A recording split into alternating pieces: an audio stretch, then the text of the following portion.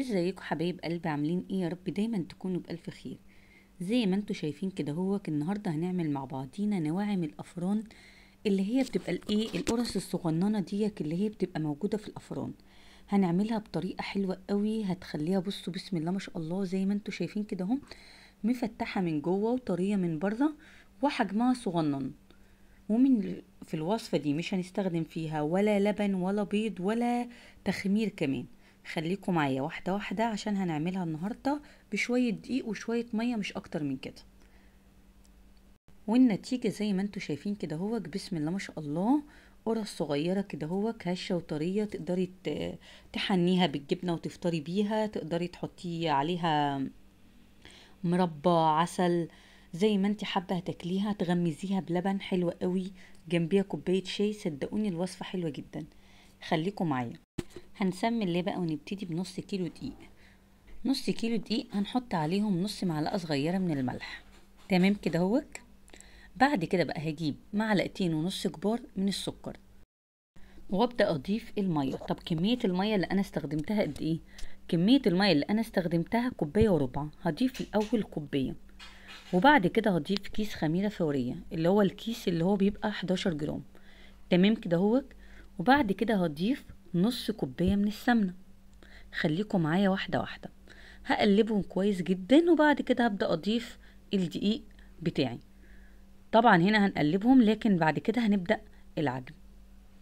هقول لكم بقى هنا اول حاجة كمية المية بالظبط اللي استخدمتها قد ايه. 250 جرام من المية. تمام. انا استخدمت نص كيلو دقيق، يبقى نص كمية الدقيق مية. العجينة بتاعتي ما بتبقاش ولا يبس قوي ولا طرية قوي. تمام. بعجنها كويس جدا، وبلاحظ ان العجينة يابسة شوية، ببدأ اضيف بقيت المية بتاعتي لغاية ما يبقى ملمسها زي ما انتوا شايفين كده طيب لو انت دلوقتي ما عندكيش سمنة كفاية، هتحطي سمنة على زيت. حابة تعمليها بزيت بس اعمليها. طيب لو انت مش حابة تعمليها بمية، اعمليها بلبن، هتبقى طعمها حلوة قوي.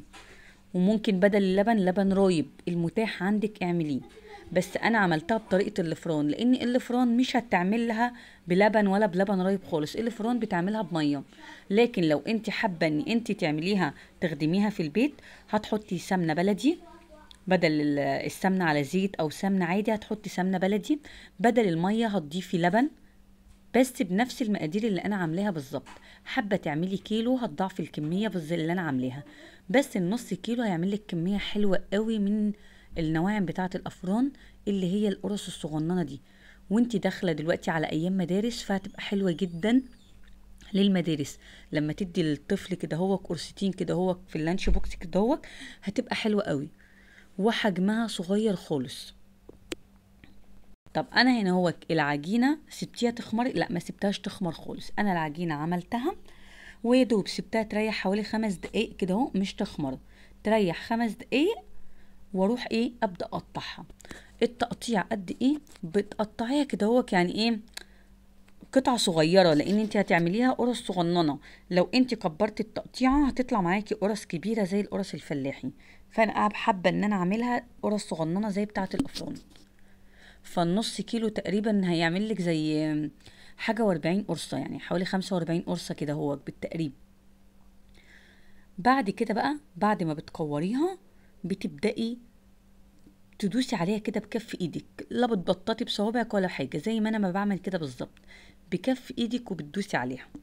يبقى كده انا ما خمرتش العجينة خالص.